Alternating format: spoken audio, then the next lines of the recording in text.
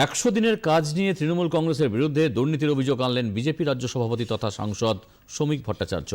তিনি বলেন, পশ্চিমবঙ্গে 100 দিনের কাজ নিয়ে যে দুর্নীতি হয়েছে তা নজিরবিহীন। 100 দিনের কাজ নিয়ে যে দুর্নীতি পশ্চিমবঙ্গে হয়েছে তা নজিরবিহীন। 100 দিনের কাজে যে পশ্চিমবঙ্গ ছাড়া অন্য কোনো রাজ্যে দুর্নীতি হয়নি এটা মনে করবার কোথাও কোনো কারণ নেই। কিন্তু যেখানে দুর্নীতি হয়েছে, উত্তরপ্রদেশে যে ভুয়ো জব কার্ডের সন্ধান পাওয়া গেছে, সেখানে সরকার সহযোগিতা করেছে, তাদের বিরুদ্ধে ব্যবস্থা নিয়েছে, তাদের কাছ থেকে টাকা উদ্ধারের প্রচেষ্টা করেছে, তাদের সম্পত্তি বাজেয়াপ্ত করেছে। কিন্তু পশ্চিমবঙ্গে এ ধরনের ঘটনা বিরল।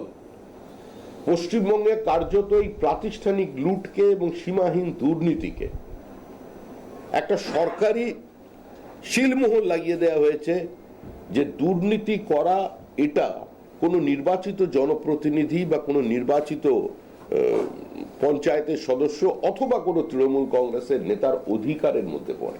যে সরকারের কাজের কারণে 63টি জায়গায় পরিদর্শন করে কেন্দ্রীয় টিম 31টি জায়গায় ব্যাপক অসঙ্গতি দেখতে পায়, তো এর থেকেই বোঝা যাচ্ছে বাস্তব এই প্রকল্পের স্থিতি কি ছিল।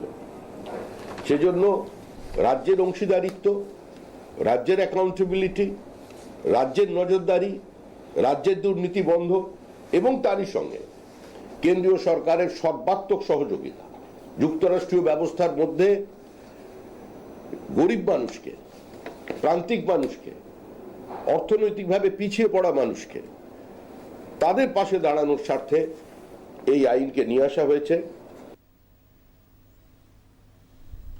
ভিবিজি রামজি আইন প্রসঙ্গে বিজেপি রাজ্য সভাপতি শ্রমিক ভট্টাচার্য বলেন, স্বচ্ছতা বজায় রাখাই এই আইনের প্রধান লক্ষ্য। কেন্দ্রের পক্ষ থেকে 61টি জায়গায় পরিদর্শনে বিশেষ টিম এসেছিল।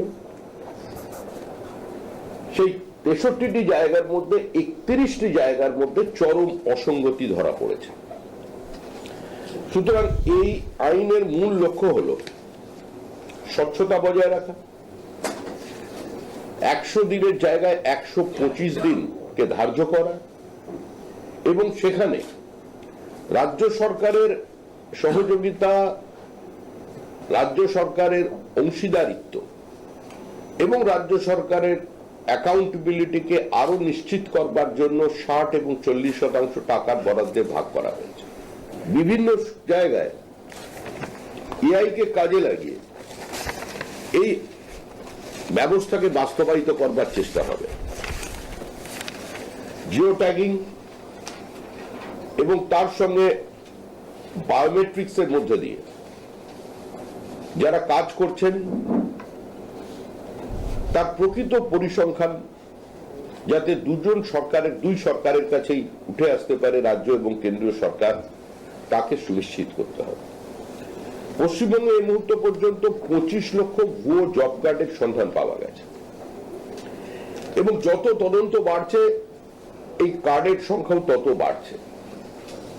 এক ফান্ডের টাকা অন্য জায়গায় সাইফন অফ করে নিয়ে যাওয়ার যে ব্যবস্থায় রাজ্য করেছিল বা কিছু কিছু ক্ষেত্রে এ ধরনের বিচ্যুতি দেখা গেছিল অন্য রাজ্যের ক্ষেত্রে, সেটাকে সম্পূর্ণরূপে বন্ধ করে দেওয়ার জন্য এই আইন